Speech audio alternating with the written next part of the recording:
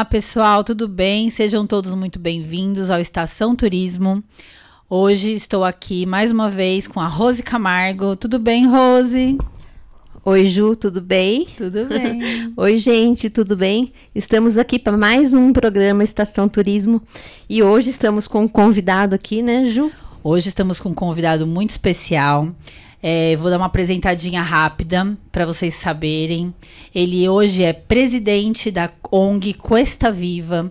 Então, uma pessoa incrível que vai contar para vocês tudo sobre preservação ambiental. Ricardo Grego, seja muito bem-vindo. Obrigado, Ju. Obrigado, Rô. É um prazer estar aqui no Estação Turismo com vocês. Espero que a gente possa ter um papo gostoso aí. Com certeza. Se apresente, conta um pouquinho de você, conte um pouquinho da Cuesta Viva. Bom, vamos lá. A minha base de formação é comunicação social, né? E eu fui me interessando por diversos fatores pela questão ambiental, né? Então, desde a minha formação familiar, tudo, teve uma base muito forte para que eu me interessasse pela temática. E eu tenho uma relação com Botucatu, que eu costumo dizer que é uma relação de amor, já tem cerca de 12 anos aí, né? Que eu venho para o município e faz cerca de 3 anos e meio, 4 anos que eu estou morando efetivamente aqui em Botucatu, né? E dentro dessa trajetória, eu trabalhei já em algumas ONGs aqui no município, né? Relacionadas à preservação ambiental. E em 2024 a gente teve então a ideia de fundar a Cuesta Viva, né, que é uma ONG voltada para a conservação de biodiversidade. Porque a gente entende, né, que é uma temática bastante importante e Botucatu ela tem uma biodiversidade muito rica, não só Botucatu, mas toda a região da Cuesta, né? E com isso a gente decidiu então fundar a Cuesta Viva, também observando alguns aspectos regionais mesmo, né? Então a gente percebe aqui que a Unesp, por exemplo, é uma universidade que forma muita mão de obra voltada para essas áreas ambientais, né? E muitas vezes esses alunos eles gostariam de permanecer no município. A gente conversa com muitos deles e também um dos impulsos da Cuesta Viva foi esse, a gente conseguir futuramente poder também alimentar projetos que mantenham essa mão de obra qualificada aqui com a gente, para a gente poder fazer a diferença na região, né? E óbvio que isso também está correlacionado com o turismo, né? Sim. E o turismo, ele traz, né, assim, um pouco de depredação, né, às vezes, dependendo do turista que vem, né, o jeito que o turista trata, né, o local que está indo passear, né, deixar o lixo, escrever numa árvore, botar fogo em alguma coisa, né? Então você, nesse ponto, trabalha com o turismo voltado para essa conscientização, né? E, inclusive, quando teve ali as queimadas, né, da Edgardia, foram vocês que foram lá, né, para ajudar, para resolver. E até hoje estão indo lá para fazer esse reflorestamento, ajudar os animais. Conta um pouquinho pra gente disso tudo. Isso, Ju. Porventura, a Cuesta Viva ela nasceu na mesma época que ocorreu o incêndio da Edgardia, né? Então foi um ponto de mobilização ali pra gente, onde a gente conseguiu participar ativamente do incêndio. O Jorge da Vila de Surus, ele teve desde o dia 1 no incêndio auxiliando o pessoal a apagar o fogo lá e a conter, né? E foi um dos maiores incêndios florestais que a região da Cuesta já viu, né? Principalmente ali pela região da Edgardia, ela ser uma região de encosta, então é muito difícil de apagar o fogo, né? Então realmente o fogo só apagou quando veio a chuva, né? Então foi uma trajetória. Né, foram cerca de 20 dias de fogo, né? E nós tivemos presentes nesse tempo lá. E posteriormente nós formalizamos algumas parcerias com a FCA Unesp, né, junto com a professora Renata lá da Florestal, com o pessoal do Restaura Cuesta, que foi um projeto que também nasceu nesse impulso de poder trazer essa restauração ecológica para o ambiente ali, porque a Fazenda Edgardia hoje ela é uma reserva de biodiversidade, né? Então, para a gente ter esse habitat restaurado é fundamental. Então, nós conseguimos ali a parceria com a professora Renata, com o pessoal do Restaura Cuesta, com o Laboratório Restrop também. Todo mundo trabalhando em prol da gente conseguir trazer a regeneração dessas áreas, né? Porque ali a gente encontra, inclusive até a gente tem monitorado ali em áreas próximas, né? A gente encontra lobo-guará, a gente encontra tamanduá-bandeira, raposinha do campo, cachorro do mato, uma série de espécies, né? Que elas podem sim também favorecer essa questão do turismo de observação, né? Sim. E para a gente é fundamental para que se mantenha a biodiversidade dessas localidades, né? Muito bacana. Você lembra do incêndio, Rô, da Edgard? Foram 20 dias de fogo e não conseguia apagar, né? Foi muito feio lá o resultado final. E foi um incêndio criminoso, né? Sim, ele foi um incêndio de fundo criminoso. A maior parte dos incêndios florestais, dificilmente existe um incêndio acidental, né? Porque em áreas de mata, assim, geralmente alguém coloca fogo. Seja para queimar um lixo, seja para realmente com uma má intenção de limpar uma área, né? Então esses incêndios florestais, eles acontecem de forma criminosa. Ricardo, explica pra gente o que é o turismo sustentável. Tá, vamos lá.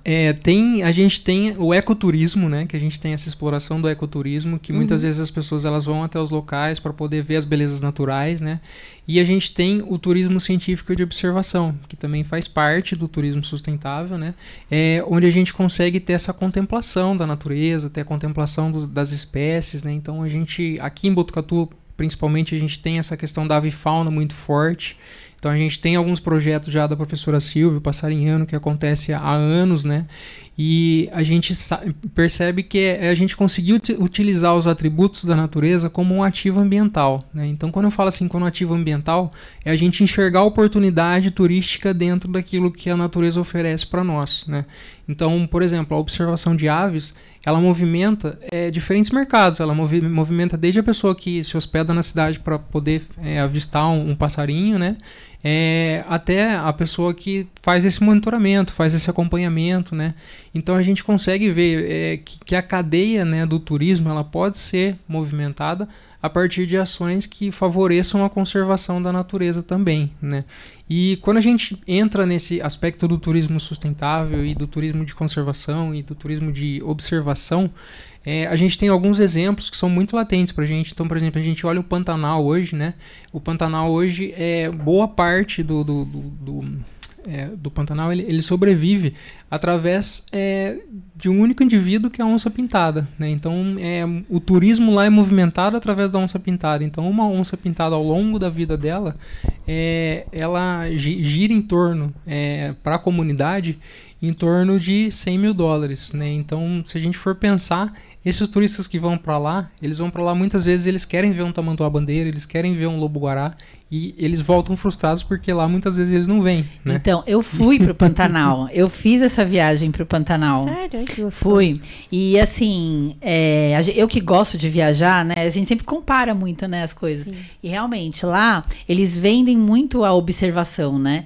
Então, tem a observação da onça, que assim, eu fiz um passeio à noite para ver onça, mas eu não vi. Não vi. Acabei vendo o tamanduá muito rápido e muito jacaré, né? Então, aqui é isso que você falou, né? Dá pra gente ter esse turismo com toda essa nossa riqueza de espécies aqui também, né? E ainda, por mais que a gente tenha a passarinhada, é muito mal explorado, né? Exatamente. Eu não diria que ela é mal explorada. A passarinhada ela é um ponto forte, né? É um ponto que vem sendo trabalhado no município, vem sendo feito um fortalecimento disso e é importante que se faça, né? Mas a gente não pode deixar de olhar para as outras espécies que a gente tem aqui na região e que são de tamanha importância, assim como os passarinhos também são, né? Então a gente tem pontos incríveis de observação de aves, né? Ali na Cachoeira da Marta, só ali na Cachoeira da Marta a gente tem mais de 190 espécies de aves, né?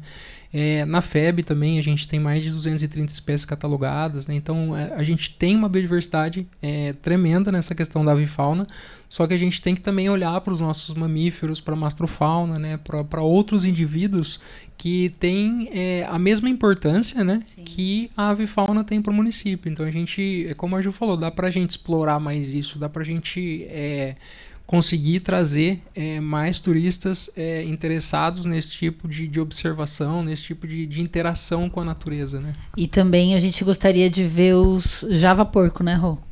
Misericórdia, eu não quero ver, não. Só se for de bem longe.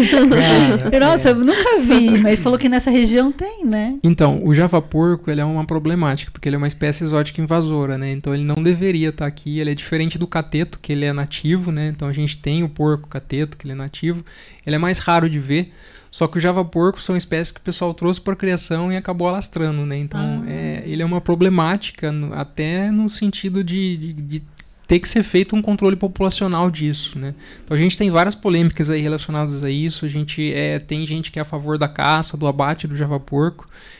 Eu particularmente eu defendo essa questão do manejo da espécie, né? Que é onde a gente consegue agregar os indivíduos num ponto em comum, para que esses indivíduos possam ser realocados ou abatidos, mas de forma humanizada, né? Então a gente tem toda uma mística aí por trás do javaporco, né? Que o pessoal fala assim, você já viu o javaporco? Cara, eu torço pra não ver. A gente também, né, Rô? Porque diz que ele é bem agressivo, né? A gente fez um passeio e aí o guia falou pra gente, se você vê um javaporco, sobe na árvore. Até subir nessa árvore... Exatamente, mas o javaporco ele é uma problemática, né? Porque ele é uma espécie exótica invasora e a gente... De onde ele veio? Não Sabe-se vou saber lá. te precisar. E ele agora, sobrevive do quê? Qual é a alimentação dele? Geralmente ele come leguminosas, ele come o que ele vê na frente, né? Mas assim, né? Leguminosas, cana, são diversos plantações, né? Tipo milho, soja, sorgo. Então o que ele achar pela frente ele vai comer. Acaba até sendo ruim para agricultura, plantações, né? Exatamente, né? Então o agronegócio ele acaba sendo bastante prejudicado com a presença dessa espécie exótica invasora, né? Tanto as grandes produções quanto o agricultor familiar, eles acabam tendo seus cultivos prejudicados com isso. Olha que legal, né, Rô? Assim, então você vê que essa questão da biodiversidade, né, é uma coisa muito importante, né? Você tem os animais que fazem parte, né, que ajudam, né, inclusive a regenerar, e tem outras espécies que precisam de um manejo adequado e até às vezes tirar da região porque prejudica, né? E às vezes a gente, como turista, não tem essa visão, né? É que na realidade, como ele disse, o tal do javaporco não foi nenhuma espécie que foi criada, né? Por Deus, vamos dizer assim. Foi criado pelo ser humano, né? Então ele não tem, né, assim, um certo tipo de predador, né? E então é onde acaba meio que desequilibrando um pouco da natureza. Fora que ele diz que destruía as nascentes também, né? Sim, o javaporco ele é justamente isso, né? Ele é uma cruza de um javali com porco para ter essa questão da exploração da carne, né? Porque ele acaba sendo uma carne mais requisitada. Só que ao mesmo tempo, quando você não tem um controle dessa população, ela acaba invadindo essas áreas, né? Então as áreas de nascentes sim são áreas prejudicadas, né? Porque eles pisoteiam as áreas de nascentes e tudo que a gente tem ali em excesso no habitat acaba sobrecarregando esse sistema das nascentes, né? E soterrando, né? Sim. Então tanto javaporco, também às vezes gado, né? Que também às vezes pisa na margem para tomar água ali, né?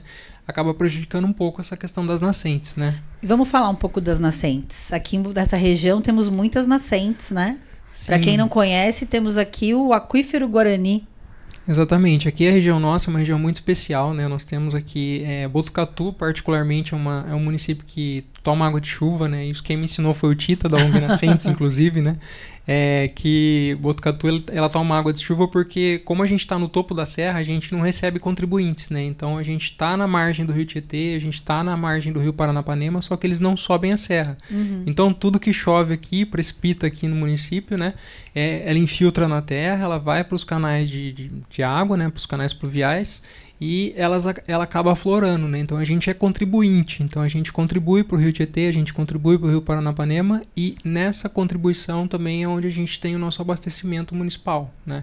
Então hoje a gente toma água do Rio Pardo, né? Das nascentes que levam água até o Rio Pardo, e 100% do nosso abastecimento hoje, né, é feito com essas águas, né? Então por isso também essa importância da gente ter o cuidado com as nascentes, né, e com as regiões de nascentes também, para a gente poder manter a nossa segurança hídrica, né? Sim, e é muito legal, né, esse negócio do Aquífero Guarani. Quando eu vim para cá eu não sabia que aqui se encontrava uma boa parte do Aquífero Guarani, né? Isso, o Aquífero Guarani ele tá nas bases de recarga. Então se a gente pegar ali para a faixa de baixo da serra, ali na fazenda de Gárdia, outro ponto é mais voltado para Pardinho ali, na parte dos postos ali. Então são bases de recarga do aquífero, que é onde a gente tem uma infiltração em excesso dessas águas, né? Então a gente tem uma aglutinação dessas águas sendo é como se fosse um veio d'água, tá? Imagina que ele é um veio d'água e esse veio ele culmina, né, nessa base de recarga. E quando ela chega na base de recarga, aí sim ela infiltra a terra e passa a alimentar o sistema aquífero Guarani, né? Que hoje é um dos aquíferos, um dos maiores sistemas subterrâneos do mundo, né? Então a gente é o segundo maior, salvo engano, o primeiro acho que é o da Amazônia, né? Mas ele é bastante importante. Olha que legal. Aquele rio ali da Cachoeira Véu de Noiva, que rio que é aquele? Que ali era uma cachoeira e agora não é mais, né? Isso, ali é o Rio Pardo, né? Então o Rio Pardo passa por ali, né? Então ali é onde foi feita a represa de acumulação de água ali, né? É um dos afluentes do Rio Pardo, né? Infelizmente a gente perdeu uma bela de uma cachoeira, né? A gente vai poder usar aquela cachoeira ou não, você acha? Não quer falar? Não, eu posso falar um pouquinho Pode. sobre a represa, mas eu acho que a gente tem que dar uma atenção especial para ela, né? Porque a gente tem ali como uma prerrogativa de ser uma represa de acumulação de água, né? Toda a justificativa de construção daquela represa, ela foi voltada para isso, né? No momento que surgiu o projeto, até foi um momento de extrema seca no município, foi 2014, salvo engano, que surgiu esse projeto e depois ele foi levado adiante, né?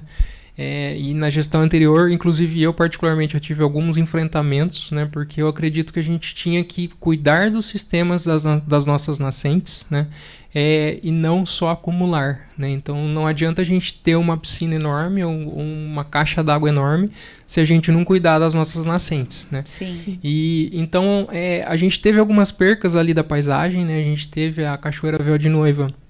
Ela pode até voltar a ser utilizada, né? Mas a gente não tem mais aquela beleza cênica. Faz parte da história de Botucatu, né? Exatamente. Eu desde criancinha, pequena, já conhecia a Cachoeira do Véu da Noiva. E naquela região específica, foram 3 cachoeiras que foram afetadas, né? A gente teve a Cachoeira Véu de Noiva, a gente teve a Cachoeira da Fazenda que fica ao lado, ali anexa, né? E a gente teve a Cachoeira da Demétria também, que foi alagada. Agora, né? Então, recentemente, né? As duas, né? A Skin e a do Segredo, né? Isso, a do Segredo, ela vai ser alagada totalmente, né? E a da Skin parcialmente, né? Então, Mas a gente não consegue mais frequentar, né? De qualquer forma. Já não podia, né? Digamos assim, né? Porque é propriedade particular, mas agora a gente não consegue mais nem chegar lá, né? A da Skin, particularmente, ela foi desapropriada, né? Então, salvo engano, ali é uma área pública hoje, né? Mas que bom. A gente precisa entender um pouquinho melhor sobre isso. Em relação aos acessos, né? Como que se vai existir essa possibilidade de acesso, como que eles vão ser feitos, se vai ser feito por via pluvial, né? Por remo, ou se vai ser feito por algum tipo de acesso que eles vão promover. Porque a represa, ela também vai ser um ponto turístico, né? Futuramente, né? Ele tem como eu penso que vai ser como ali a Varé, a represa ali, que o pessoal vai poder usar de forma com... Jet ski, essas coisas também? Vai fazer parte? Jet ski não, porque assim, é uma represa para abastecimento, né? Então a gente tem que tomar alguns cuidados com ela relacionados ao que a gente coloca na água, né? Então jet ski, barcos a motor, são coisas que podem contaminar com óleo, né? Então ali não vai ser permitido. Vai ser permitido, a princípio, pelo que a gente tem informação, né? Barcos a remo, a gente vai ter ali a parte de vela, né? Então são stand-ups, enfim. A ideia é que sim, que também seja um ponto atrativo turístico. Mas já tem algum projeto para isso? A gente teve na gestão anterior, né, do município, a gente teve um pré-projeto que foi apresentado, né, mas assim, nada concretizado ainda, né, em relação a um polo turístico ali, né? Então... a gente aguarda. Seria um bom local, né? Turisticamente é legal, né? Assim, porque, por exemplo, eu mesma já fui algumas vezes ali para Itaí, né? E assim, é um lugar bacana para você passar o dia, é um atrativo turístico, né? Uma praia de água doce, né? Com quiosque que você pode passar o dia. Então, aqui em Botucatu seria mais um atrativo turístico, né? Para as pessoas virem e para os turistas virem aqui para essa região, né? Sim, eu sou do pressuposto assim, né? Se alguém me perguntasse, Ricardo, essa represa deveria existir? Na minha opinião, sinceramente, não, né? Não. Porque a gente tem ali, foram mais de 283 espécies impactadas diretamente, né? Com a construção dessa represa, foram 170 hectares de áreas alagadas ali. Mas eles replantaram, né? Se eu não me engano. Replantaram boa parte, só que assim, muita parte da flora nativa, né? Da vegetação nativa, principalmente da flora, a gente, quando estava sendo feito o alagamento, nós solicitamos tanto o diagnóstico de fauna quanto o diagnóstico de flora para a gente poder ter acesso a isso, né? O diagnóstico de fauna chegou, então foram essas 283 espécies impactadas diretamente, muitas delas em risco de extinção. Nós tivemos também, o diagnóstico de flora nunca foi fornecido para nós, porque a gente tem uma área de transição ali, é uma área de ecótono, né? Então a gente tem Cerrado, a gente tem Mata Atlântica. Esse relatório não chegou nas nossas mãos, né? Foi sim feito um reflorestamento ali, muito bem feito inclusive o reflorestamento, né? Isso a gente não tem o que questionar, né? Só que o impacto ele foi, como o pessoal costuma dizer, né? O ônus foi maior que o bônus ali, né? Mas já que existe, né? Sim. Já que está lá, o lago está lá, a represa está lá, sim, já né? que foi feito, já que né? foi feito, né? Então, por que não também explorar turisticamente, né? Sim, verdade. Você sabia, Rô, que lá mudando um pouquinho de assunto, ali na Cachoeira da Marta tinha uma árvore enorme, muito histórica, né? Que o nome era... Jequitibá branco. Jequitibá branco. Era enorme. E aí essa árvore, ela teve que ser retirada, né? E o Ricardo participou da parte de pegar a semente, né? Conta pra gente, que foi muito bonito, né? Sim. Que dó, quantos anos tinha essa árvore? Essa árvore é uma árvore centenária, a gente não consegue precisar cento e quantos anos, Sim. mas mais de 100 anos ela tinha, né? E essa árvore, ela foi apresentada pela Secretaria do Verde, na gestão anterior também, a necessidade de remoção dessa árvore, né? E na ocasião eu participava do Conselho Municipal de Meio Ambiente ainda, do CONDEMA, e nós solicitamos que fosse feita uma análise mais aprofundada disso, e aí a gente trabalhou junto com os técnicos do IPT, que são as maiores autoridades do país hoje em relação a essa questão da avaliação da qualidade das espécies, né, das árvores. E realmente a árvore tinha que ser removida. Ele deu duas opções no laudo. Ele falou assim, ou fecha o parque e mantém a árvore aí até ela cair e depois reabre, ou a gente mantém o parque ativo, né, e a gente faz a remoção da árvore. E optou-se por fazer a remoção da árvore, né? Então eu participei dessa decisão também da remoção da árvore, né? Não foi fácil, acho que todo mundo ali se sensibilizou com isso, né? Então todo mundo que participava do conselho, que estava ativo ali no momento, doeu no coração, mas a gente teve que tirar, né? Então, através dessa prerrogativa do laudo do IPT, né? E a partir disso, né, nós conseguimos, né, na próxima data que a gente estava fazendo os laudos ainda, a gente conseguiu fazer a coleta dessas sementes, né? Então, o Tita ficou responsável pela germinação delas, né? E esse ano aqui, quando ela já estava com porte de uns 70 centímetros mais ou menos, a gente fez o plantio lá. Então foram 2 jequitibás brancos, filhos dessa árvore que a gente plantou lá em cima, e um no pé da cachoeira. Ah, que lindo, né? Linda que história linda, mesmo, né? Sim. E daqui a pouco a gente vai ver ela crescendo ali, maravilhosa para as próximas gerações, né? Com certeza, eu espero que daqui 60, 70 anos as pessoas olhem. E é muito legal fazer parte disso, né? Pra mim é incrível, né? Nesse sentido de... eu me sinto muito parte da natureza, né? Então eu me sinto muito integrado a isso, né? Sim. De onde você veio, Rodrigo? Ricardo, desculpa. Eu nasci em Piracicaba, né? Eu me criei ali na região de Campinas, morei bastante tempo em Santa Bárbara do Oeste, Americana, toda a região ali. E foi ali que eu conheci a Alessandra, minha companheira, né? Uhum. Eu conheci ela, na época ela cursava a Unicamp Limeira, né? E aí a gente começou a vir para Botucatu e eu fui me apaixonando pela cidade, e desde então tô em Botucatu. Quem não se apaixona por Botucatu, não é verdade? Meu, é difícil. Essa região aqui é muito linda, né? A gente tem muita coisa bacana aqui. Por isso que eu tô aqui também, não quero mais ir embora, e eu fico assim em São Paulo, sabe? Venham pra cá, querendo que meu povo venha tudo pra cá, porque é uma região maravilhosa, incrível mesmo, né? Cada dia que passa, a gente conhece um pedaço, conhece pessoas incríveis, a história, e é isso que você falou, né? A gente vai se sentindo parte disso tudo, né? E muito legal. Para finalizar, que nosso tempo já está acabando, né? Eu vou falar uma coisa aqui para Rô. O Ricardo é um ótimo fotógrafo.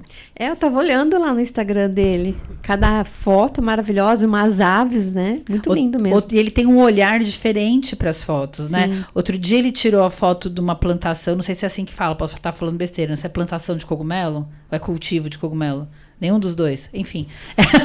Era uma foto de uns cogumelos, assim. Eu te mandei até uma mensagem, né? Meu, parecia a foto ficou tão bonita, parecia que era um jardim, parecia que era uma coisa encantada, assim. Parecia que ia sair um gnomo dali a qualquer momento. Não, as fotos dele até o feio se torna bonito, né? Não, era lindo, parecia que ia ser um gnomo daqueles cogumelos, assim. Tava muito encantado aquilo ali, não tava? Realmente, a fotografia também é uma paixão, né? Logo depois da formação de comunicação social, eu já fui mergulhando no estudo da fotografia, né? Então, especializei em fotografia de estúdio, tudo, e a fotografia de biomas foi algo que surgiu também. Há cerca de uns 12 anos, mais ou menos, eu comecei a ter um olhar mais sensível para essa questão da gente olhar para a natureza, olhar para o nosso entorno, né? Olhar para os nossos biomas mesmo, né? E aqui em Botucatu, onde que você faz essas fotos?